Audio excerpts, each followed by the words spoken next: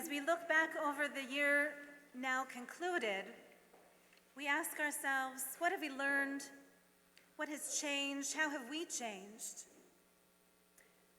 One way I think we've changed is that the Jewish people, at least diaspora Jewry, has grown more fearful. You remember 11 months ago, as the Shabbat morning service was ending with Adon Olam, a visitor came up the center aisle to the bima and whispered in my ear, "There's been a shooting in a synagogue in Pittsburgh." The frightful news was working its way through the congregation, and after the service, I turned to my partner, our temple president, Judy Winberg, and she said, "I have a cousin in Pittsburgh." By Sunday morning, the inconceivable was confirmed. Joyce Feinberg, Aleha Shalom, was among the 11 slain at the Tree of Life congregation. Joyce grew up here at Holy Blossom. She was educated here, she was married here. Many of her cousins are still here among us, so this loss is very personal. Last spring, we gathered to plant an oak tree in her memory. We were joined by Muslim neighbors who came to support us in our hour of grief, and we planted another tree of life. How is it possible that in the last year, 12 Jews were murdered in their synagogues? How is it possible that this Yom Kippur afternoon martyrology service will include the recalling of those 12 names? How is it possible that we will sanctify their memories together with the names of Rabbi Akiva of the 1st century and Rabbi Amnon of Mainz of the 11th century? How is it possible that hatred unchecked and senseless martyrdom continues here and now? How is it possible that in one of the safest cities in the country, in one of the safest countries in the world, we are made to feel vulnerable? We have had to invest thousands of dollars in infrastructure and personnel. We have invested hundreds of hours in planning how to keep everyone safe.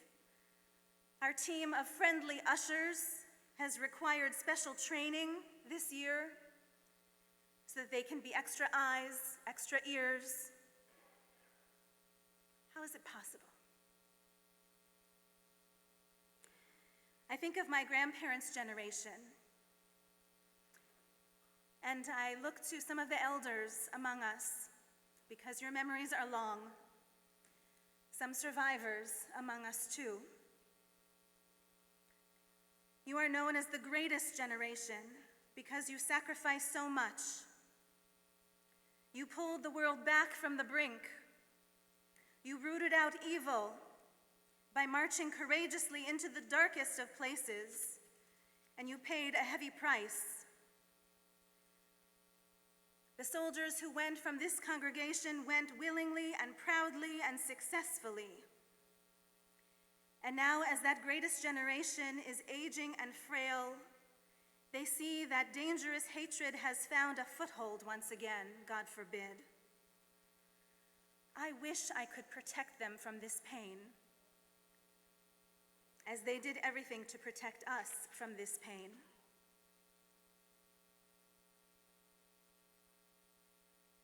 So here we are now, gathered safely in this glorious sanctuary, built in 1937-38, when anti-Semitism was raging in this city. Here we take sanctuary from the pain of the world outside. Here we create sanctuary for one another, lightening each other's burdens and sorrows simply by being together. Here we find sanctuary in one another, and we remember who we are. We remind one another who we are. We are Jews. We walk through the world with many identities and many names, it's true. We are Canadians, proud to make our homes here, proud to contribute to this good and great country. We are Torontonians who help to build up this world-class city. We identify ourselves by our professions and by the good we do through our work. And as we peel back the layers of our multiple identities, at the core, we find there, perhaps even to our surprise, at the core, we see ourselves as Jews. This identity was not assigned to us by someone who hates us. This identity was assigned long ago by someone who loved us. Or some of us discovered it for themselves and claimed it for themselves proudly. Of all the names and titles that we may go by, the most powerful, the most bedrock kind of name, it seems, is Jew. I am Yael Shabbat, bat Moshe v'Zahava Leah. What's your name? Call it up in your mind. What is your Jewish name? Say it out loud.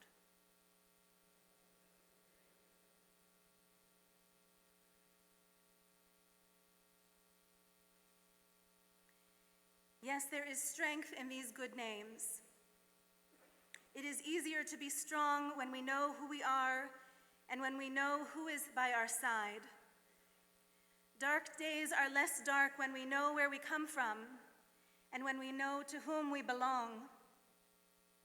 I believe that is why we came today, to return to the core, to steady ourselves by reminding ourselves of who we are and where we belong, because it is Rosh HaShanah, and Jews belong in synagogue on Rosh HaShanah. And so here we are with a prayer book in our hands, with the Torah held high before our eyes, with a song in our mouths and the shofar's call in our ears, and with fellow Jews sitting right beside us. What is your name? My name is Jew. I can walk through this rough world with my head held high, not because I know what will be. I don't. But because I know who I am. I walk with confidence not because I know the answers to the riddles of this dizzying, baffling world of ours, but because I know my place in it. I am a Jew. My name is Yael Shabbat, daughter of Harav Moshe and Zahava Leah. My name is Yael, daughter of Abraham and Sarah. Yes, I know some of us are frightened some of the time, but we must not be frozen by this fear, but rather startled into action. There are two healthy responses to terror: fight and flight. Well, we aren't going anywhere. And so we will fight this growing anti-Semitism, and we will overcome it. With the help of good people of faith, and with the help of good people with no faith, with the help of our judges and our elected leaders, with the help of heroes of police and fire and first responders, God bless them, we will overwhelm the strain of hatred and put it back where it belongs, in dark corners underground.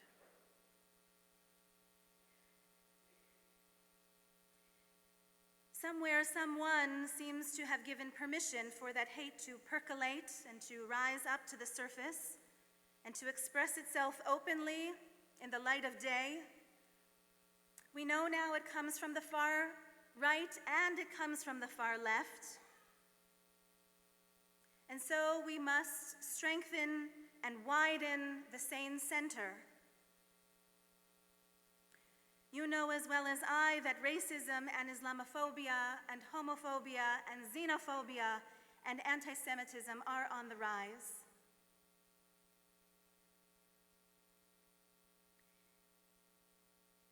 If we can't be Jewish in our own synagogues, then where can we?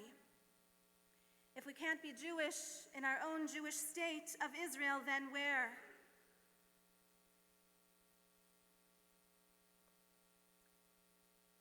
The message some are giving is, well then, just don't be. But that's not an option. This summer in Jerusalem at the Hartman Institute, I had a chance to learn from Deborah Lipstadt. She taught us from her book, Anti-Semitism Here and Now. She instructs us saying, first, we must respond to anti-Semitism, for we ignore it at our own peril. And second, she instructs us, we must not overreact to anti-Semitism. This is just one sermon. And this instruction is less popular among Jews today, that we mustn't overreact to anti-Semitism. But I believe this second instruction is just as important as the first. So now let me do my best to put things into context and perspective, because we're okay. We're better than okay. How do we fight anti-Semitism today? How do we act without overreacting?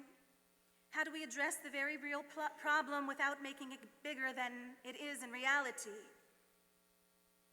I draw some ideas from Barry Weiss's new book, How to Fight Anti-Semitism. I'll just name a few in my own words, but riffing on Weiss. First, be watchful, not paranoid, but watchful.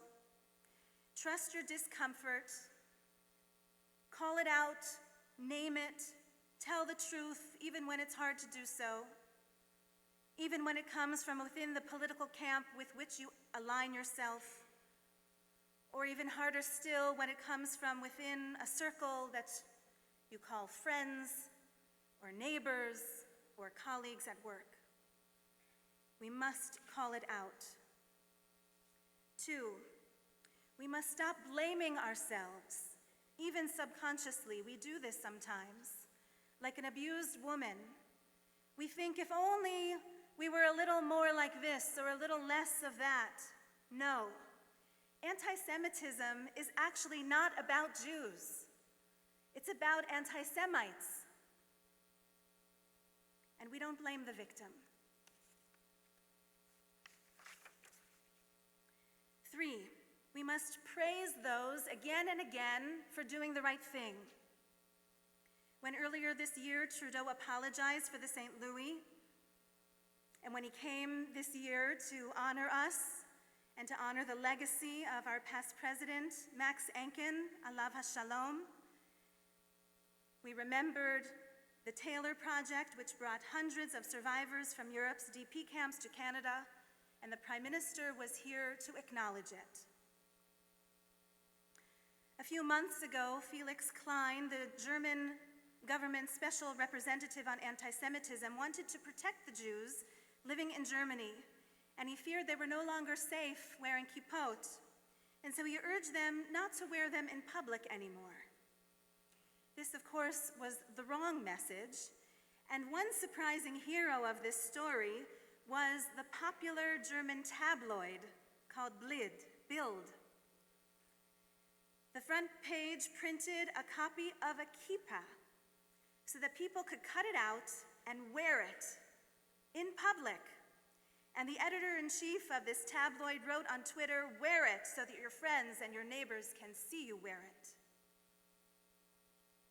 And just this week, the UN acknowledged that BDS against Israel is a form of anti-Semitism, reminiscent of the Nazi-era Jewish boycotts. We must praise those who do the right thing, including the Canadian government, which is increasing grant funding for security of houses of faith for all targeted minorities.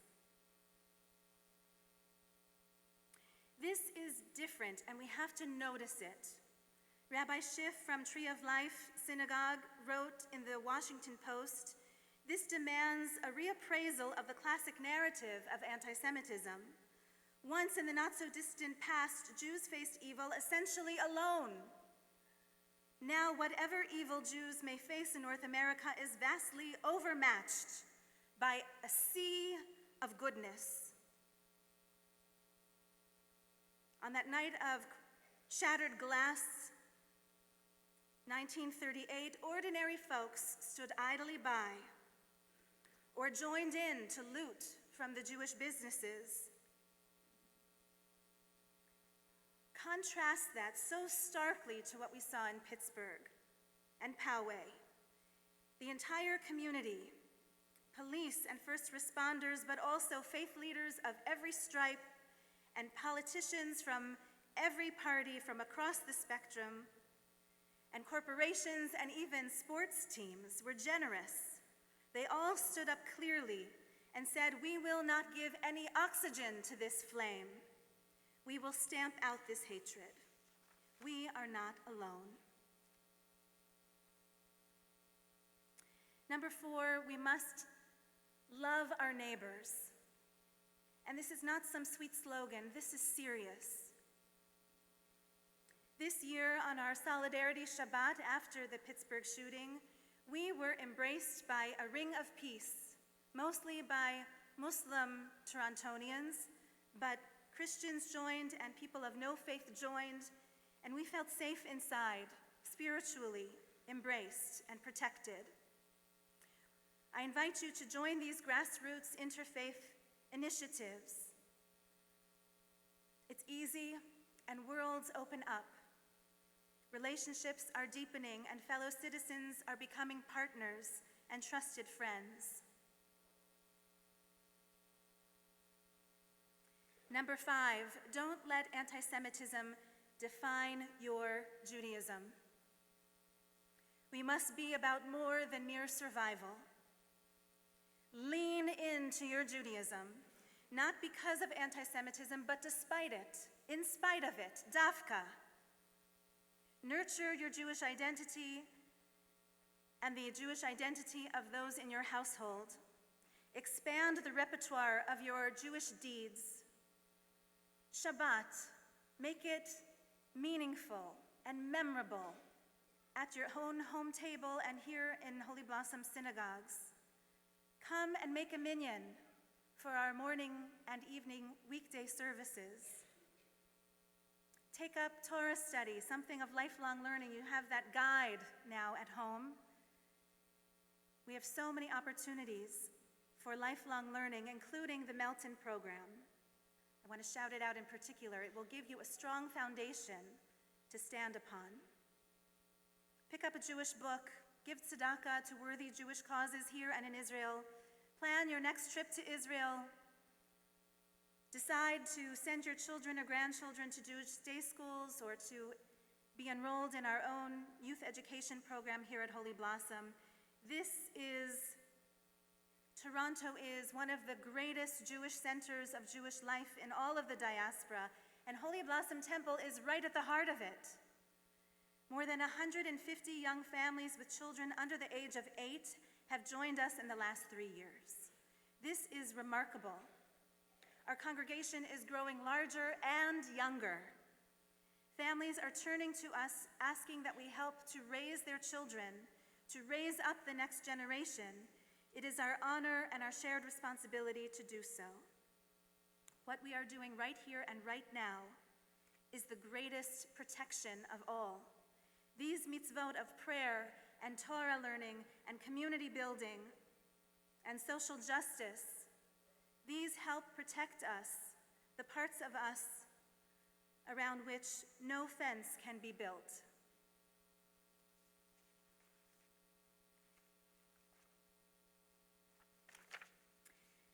Number 6, this is the last on my list. Know your own story and tell it often with pride. And act out your story to its fullest, because your story isn't done yet. You have more Jewish life to be lived. With his permission, I will share a highlight of the story, as I have come to know it, of our congregant, Christopher Monroe. Christopher Monroe's mother was in the Haganah. She helped to bring hundreds of survivor children from war-torn Europe to Israel. She was courageous in doing so, and she took on their emotional wounds. And eventually, they haunted her, and she grew fearful, and she decided to leave Israel for far-off Canada, which would be all peace, and she could leave her heavy history behind. She married a Canadian gentleman named Monroe, and she named her son Christopher to protect him. Christopher knew he was Jewish, but there was no formal Jewish education, no Shabbat or holy days, just some Jewish lullabies that she sang to him at night. Now fast forward 50 years or so, Chris falls in love with Julia Rosenberg. And the next thing he knows, he and his mother are at the Rosenberg Seder table, and his mother is singing every word of every song. And he's traveling to Israel, and he's meeting Israeli cousins he'd never met before, and they embrace him, and they drop the first syllable, Chris, from his name, and they just call him Ofer.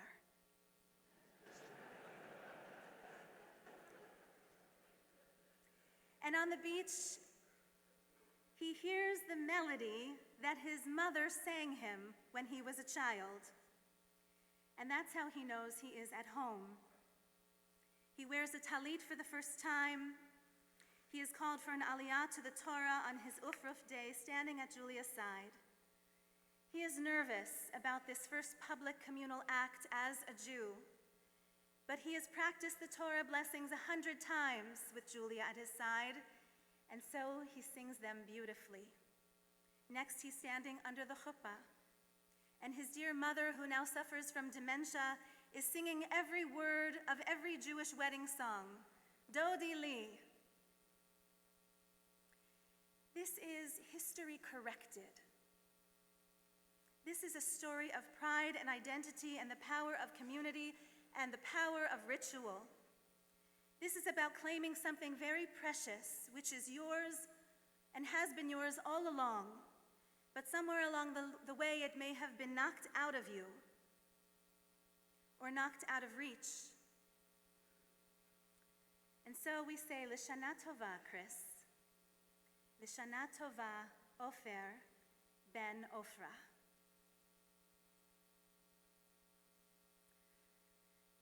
I fear many are asking the wrong questions today. Many are asking, just how dark is it? How can we measure the darkness? Is it 1932? Is it 1933?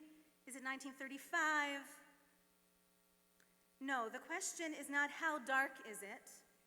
The questions we ought to be asking are what and who and when and where are the sources of light? And where also are those sources of darkness? And most importantly, how do we become sources of light? On Yom Kippur afternoon, we will give the Rabbi Gunter Plaut Humanitarian Award to the Supreme Court Justice Abella. She is the daughter of survivors, and she is an enormous source of light and justice in our own time. And the actual award will be in the shape of a ner tamid, of an eternal light. So let me conclude by telling you the story of this ner tamid, this eternal light. It is a replica of the eternal light that once hung in the Stielerstrasse synagogue in Essen, Germany. The original was destroyed on Kristallnacht, November 9th, 10th, 1938. And this replica of ours was dedicated on Rosh HaShanah, September 5th, 1946, only 1 year after the war had ended, when our young men had just come home, and some of them did not come home. And our generous congregant, Samuel Lulenfeld, dedicated this little light in memory of the millions who had perished. There were no history books yet. The word 6 million wasn't even fathomed yet. no real understanding of the magnitude of all that had been lost, but they knew to light a light. That simple act of bringing light to a newly built synagogue was their greatest act of defiance in the face of the world's oldest hatred. Rosh HaShanah comes on the new moon of the month, when the sky is dark. Why is that? You'd expect the celebration when the moon is full and the night is lit up. But no, in the darkness of night, we have Rosh HaShanah. Look for that first sliver of the moon tonight. See its potential growing. With the new year and the new decade, let us bring greater and greater light to this world, which is so in need of light. The Hashkivenu prayer is the one we say each night when the shadows fall and darkness comes and we might otherwise grow fearful. We muster our own courage and we call upon God, who is everywhere, to guide us along an illumined path of justice and righteousness, of compassion and protection, to see us along the way and to see us through until morning's light. Hashkivenu Adonai Eloheinu l'shalom, v'hamidenu malkeinu l'chayim. Grant that we may lie down in peace, Adonai, our God, and raise us up to life renewed. Spread over us the shelter of your peace. Shield us from hatred. Give us refuge in the shadow of your wings. Guard our coming and our going, that now and always we may have only life and only peace.